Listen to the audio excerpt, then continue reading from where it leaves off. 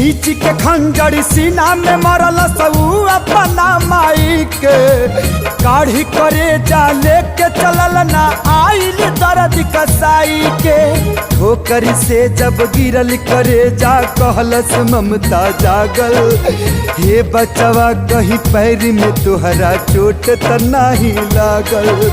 देखी माई के ममता क्यों करेजा शरीर से बाहर आके भी अपना बेटा के चिंता करता और वो करेजा से का आवाज आई बेटा हो तो के चोटी कहीं त न लागल बेटा हो तो के चोटी कहीं त न लागल।